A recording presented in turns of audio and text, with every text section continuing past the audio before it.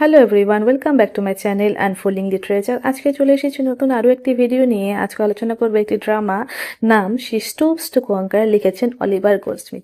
এই নাটকটি প্রথম পাবলিশড হয়েছিল 1773-তে এবং প্রথম পারফর্ম হয়েছিল 1773-এর 15 মার্চ। তো শি স্টুপস টু কনকার এই নাটকটা যখন লেখা হয় তখন সেন্টিমেন্টাল কমেডি খুব বেশি করে চলছিল থিয়েটারগুলিতে। গোল্ডস্মিথ চেয়েছিল যে কমেডি অফ ম্যানার্সের যে ধরন সেটাকে আবার তুলে আনতে, তাই তিনি এই নাটকে বিশেষত হিউমার, স্যাটায়ার, ফার্সিক্যাল সিচুয়েশন এগুলোর উপর কিন্তু বেশি ফোকাস করেছেন। তো এই অলিভার গোল্ডস্মিথ তিনি ছিলেন একজন আইরিশ নোভেলিস্ট, প্লেরাইট এবং পোয়েট। তার জন্ম হয় 1728 এবং তার মৃত্যু হয় 1774। তার যে বিখ্যাত লেখাগুলি তার মধ্যে একটি নোভেল দ্য ভিকার অফ ওয়েকফিল্ড এবং তার একটি পোয়েম দ্য ডেজার্টেড ভিলেজ খুবই বিখ্যাত। গোল্ডস্মিথ কিন্তু ট্রিনিটি কলেজ, মানে যেটা কিনা ডাবলিনে অবস্থিত, সেখান থেকে তিনি পড়াশোনা করেছেন। তারপরে কিন্তু তিনি লন্ডনে মুভ করেন। উনি একজন ক্লাবের মেম্বার ছিলেন, যেই ক্লাবটা কিনা স্যামুয়েল জনসন নামে একজন লিটারারি ম্যান চালাতেন। গোল্ডস্মিথের কাজগুলি সাধারণত wit, satire, strong moral undercurrents wrapped in humour, এই ধরনের জিনিসগুলোর উপর কিন্তু বেশি ফোকাস করে।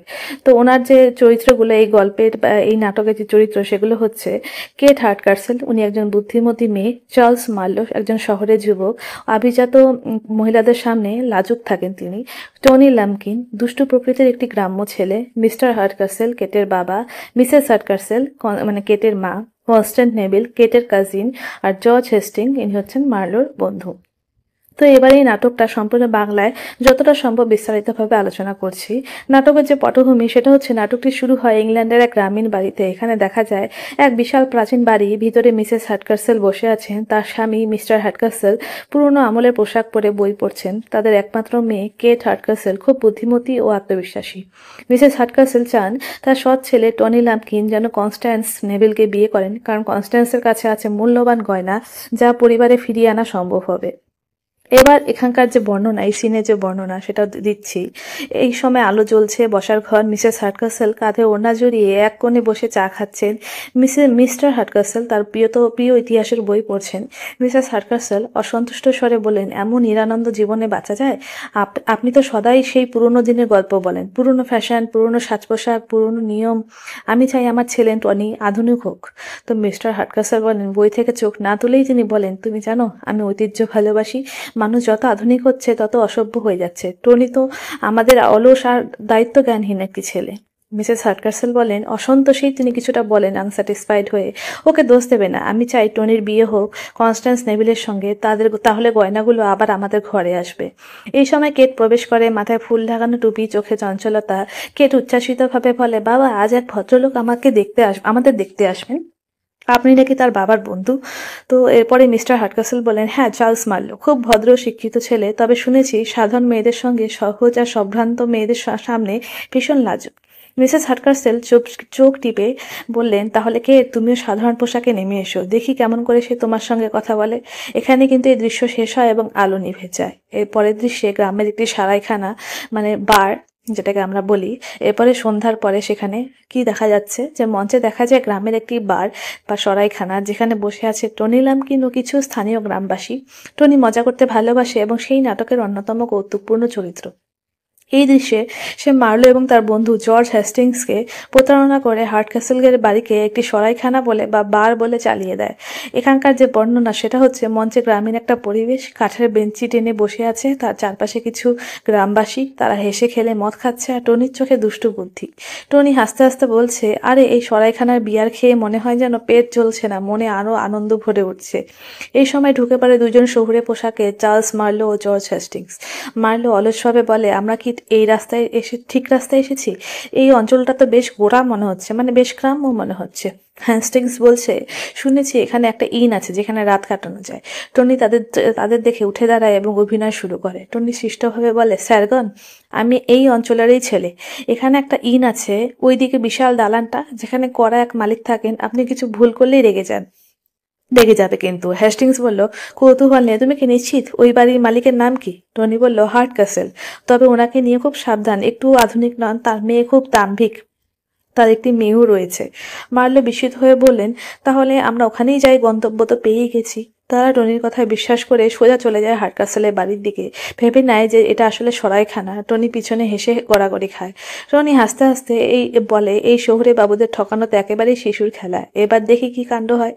এখানে দৃশ্য শেষ হয়ে যায়। এই সময় মঞ্চে আলো জ্বলে। হার্টক্যাসেলের বাড়ির বিশাল ড্রয়িং রুম। মিস্টার হার্টক্যাসেল একজন গভীর ভদ্রলোকের মতন দাঁড়িয়ে আছেন। এই সময় মার্লো ও হ্যাস্টিংস প্রবেশ করে। মার্লো গম্ভীরভাবে বলেন, এই তো বুঝি সেই ইং, বেশ সুন্দর, তবে একটু পুরনো ধাঁচের। মিস্টার হার্টক্যাসেল অবাক হয়ে বলেন, স্বাগতম তরুণগণ, আশা করি যাত্রা ভালো ছিল। মার্লো অলস ভঙ্গিতে বলেন, আমরা কিছু আরাম চাই, বুঝলেন তো, একটু খাওয়া দাওয়া আর ভালো ঘর। হার্টক্যাসেল ভুরু কুঁচকে বললেন, মনে হচ্ছে এরা ভদ্র পরিবার থেকে আসা নয়। হেস্টিংস চুপি চুপি মার্লোকে বললেন, ওনাকে দেখেই মনে হচ্ছে গম্ভীর মালিক, কিন্তু কোথাও কোনো খিদে লাগার মতন খাবার তো নেই। মার্লো অভদ্রভাবে বললেন, তাহলে শুনেন, ভালো রকমের ভোজ চাই, আর যদি দেরি হয় তাহলে কিন্তু আমরা চলে যাব। হার্টক্যাসেল রেগে গেল, মুখে কিছু না বলে বেরিয়ে যায়। হ্যাস্টিংস হাসতে হাসতে, মার্লো, তুমি তো যেন রাজপুত্রের মতন ব্যবহার করলে। মার্লো বলল, এতে মনে হয় লোকটার সঙ্গে অভদ্রতা করে লাভ নেই। এরপরে আলো নিভে যায়, দৃশ্য শেষ হয়ে যায়। এর পরের দৃশ্যে যে হার্টক্যাসেলের হ্যাস্টিংসের যে বাগান রয়েছে সেখানেই হ্যাস্টিংস ও কনস্ট্যান্সের গোপন পরিকল্পনা।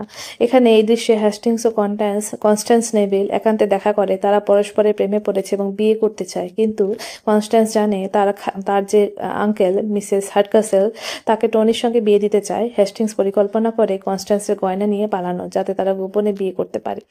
এখানে বাগানে কনস্ট্যান্স একা দাঁড়িয়ে রয়েছে। হ্যাস্টিংস এসে হাজির। হ্যাস্টিংস বলছে, তুমি ভালো আছো তো কনস্ট্যান্স? কনস্ট্যান্স বলছে, এই বাড়ির মানুষজন এত গোটা, বুঝতেই পারছো, আমার যে আন্টি রয়েছে আমাকে টনির সঙ্গে জোর করে বিয়ে দিতে চান। হ্যাস্টিংস বলে, আমরা তো একে অপরকে ভালোবাসি, আমরা তোমার গয়নাগুলো নিয়ে যদি পালাতে পারি তাহলে বিয়ে করা সহজ হবে। কনস্ট্যান্স একটু দ্বিধা নিয়ে বলে, কিন্তু গয়না তো আন্টির কাছে রয়েছে, মানে মিসেস হার্টক্যাসেলের কাছে রয়েছে। হ্যাস্টিংস বলে, আত্মবিশ্বাসী হয়েই সে বলে, টনিকে ফাঁকি দিয়ে তুমি গয়না সংগ্রহ করো, বাকিটা আমি সামলে নেব। তারা ধীরে ধীরে বেরিয়ে যায়, হাতে হাত রেখে। এর পরের দৃশ্যে কেট ও মার্লো, এই দৃশ্যে কেট হার্টক্যাসেল একটি সাধারণ ঘরের পোশাকে উপস্থিত হয়, যেন সে সরাইখানার এক সেবিকা। মার্লো তাকে সাধারণ মেয়ে ভাবে এবং অবলীলায় কথা বলে, প্রেমের ইঙ্গিত দেয়, এবং যেটা সে সাধারণ সম্ভ্রান্ত নারীদের সঙ্গে কথা বললে পারবে না। এখানেই নাটকের কেন্দ্রীয় যে ভুল বোঝাবুঝি সেটা শুরু হয়। মঞ্চে কেট ঢোকে সাধারণ পোশাক পরে, পরনে মেয়েদের সাধারণ কাজের জামা। কেট নিজস্ব কথা নেই, মানে নিজে নিজে কথা বলছে, দেখি এ ভদ্রলোক আমার সঙ্গে কিভাবে ব্যবহার করে। যদি তিনি না জানেন না আমি বড় বাড়ির মেয়ে, তাহলে দেখি কিভাবেই না ব্যবহার করে আমার সঙ্গে। এই সময় মার্লো ঘরে ঢোকে, এক ঝলক দেখে চমকে যায়। মার্লো, তুমি কি এই ইনের কাজের মেয়ে? মানে মার্লো কিন্তু কেটকে কিন্তু এটা জিজ্ঞেস করলো, তুমি কি ইনের কাজের মেয়ে? কেট হেসে বললো, আমি পরিচয় তেমন কিছু না, আমার পরিচয় তেমন কিছুই না, আমি যদি চাই, মানে আপনি যদি চান তাহলে কিন্তু আমি আপনার সেবা করব। মার্লো সাহস পেয়ে বলল, তোমার চোখে অনেক বুদ্ধি আর মুখে মায়ায়, এমন মেয়ের প্রেমে না পড়ে পারা যায়? কেট মনে মনে বলল, এই মার্লো সাহেব তো আমার জন্যই এসেছে, অথচ আমায় চিনতে পারছে না। মার্লো বলল, আধা গম্ভীর কণ্ঠে বলল, তুমি যদি চাও তোমার সঙ্গে আবার দেখা করব, সাধারণ মেয়ে হওয়া সত্ত্বেও তুমি মন জয় করে নিয়েছো। কেট হাসে এবং ধীরে ধীরে মঞ্চ থেকে বেরিয়ে যায়। আলো নিভে যায়। এর পরের দৃশ্যে হার্টক্যাসেলের ঘর। মার্লো এখানে হার্টক্যাসেলের বাড়ির সারাইখানা মনে করে এসেছে। সে সেখানে যথেষ্ট স্বাচ্ছন্দ্য অনুভব করে এবং এমন কিছু আচরণ করে যা একজন ভদ্রলোকের কাছে অসম্মানজনক। হার্টক্যাসেল তার এমন অধ্যত্বপূর্ণ আচরণে হতবাক ও ক্ষুব্ধ হন। এই সময় হার্টক্যাসেল বসে আছেন, মার্লো ঘরে ঢোকে। হেলাভাবে সে হাঁটছে। হার্টক্যাসেল কিছুটা বিরক্ত হয়ে বলল, তরুণ, তুমি বেশ গাছাড়া হয়ে হাঁটছো, বাড়ির নিয়ম মেনে চলা উচিত।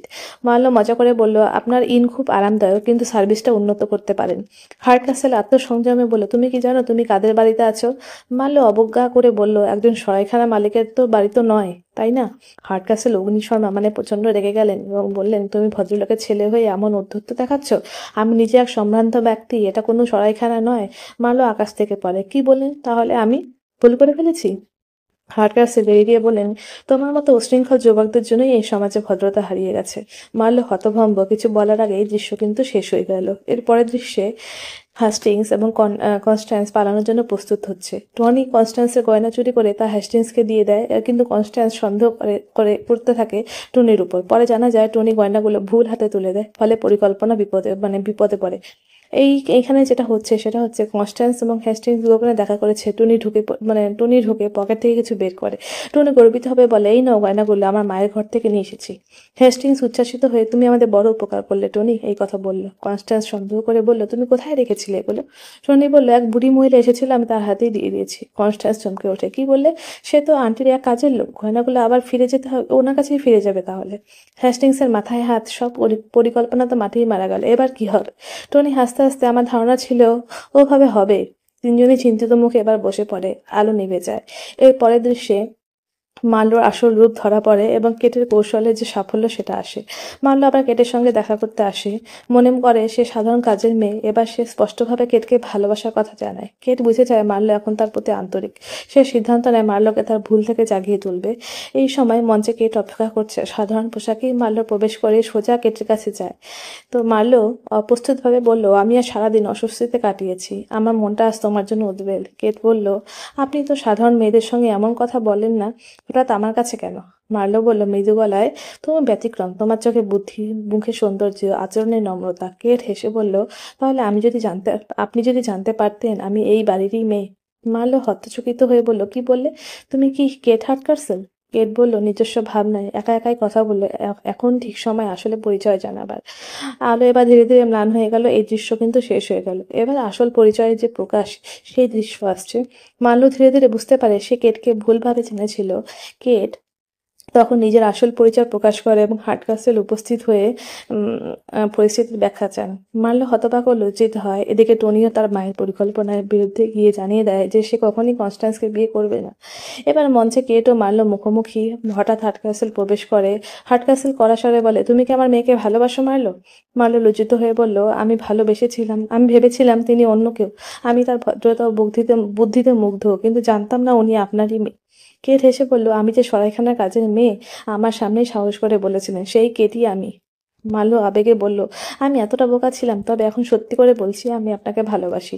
হার্টকাসেল খানিকক্ষণ চুপ করে থাকেন, তারপর হাসেন। হার্টকাসেল, ভালোবাসা যদি সত্যি হয় তবে আমি অনুমতি দিলাম। এই সময় টনি ও কনস্ট্যান্স প্রবেশ করে। মিসেস হার্টকাসেলও আসে। মিসেস হার্টকাসেল বলে, টনি, তুমি কনস্ট্যান্সকে বিয়ে করেছো তাই না? টনি সোজাসুজি হয়ে বলে দেয়, না মা, আমি কনস্ট্যান্সকে বোনের মতন দেখি, আমি বিয়ে করতে চাই না। কনস্ট্যান্স আহ্লাদিত হয়ে বলে, তুমি যদি নিজেকে স্বাধীন প্রমাণ করো তাহলে আমি হেস্টিংসকে বিয়ে করতে পারি।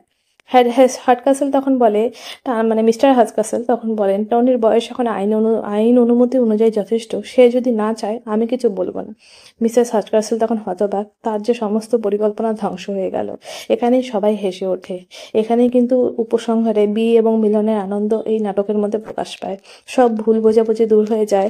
কেট মার্লো ও কনস্ট্যান্স হেস্টিংস একত্রে মিলিত হয়। হার্টকাসেল নাটকের শেষাংশে হাস্যরস ও প্রজ্ঞার মাধ্যমে, বুদ্ধির মাধ্যমে বুঝিয়ে দেয় যে মানুষকে চেনা যায় তার আচার ব্যবহার দিয়ে, পদমর্যাদা দিয়ে নয়। তো এই যে নাটকটি সম্পূর্ণ সারাংশ সবিস্তারে তোমাদের বুঝিয়ে দিলাম। ভালো লাগলে অবশ্যই লাইক অ্যান্ড কমেন্ট করবে এবং এরকম আরও ভিডিও যদি পেতে চাও তাহলে কিন্তু চ্যানেলটিকে সাবস্ক্রাইব করতে হবে। Thank you so much.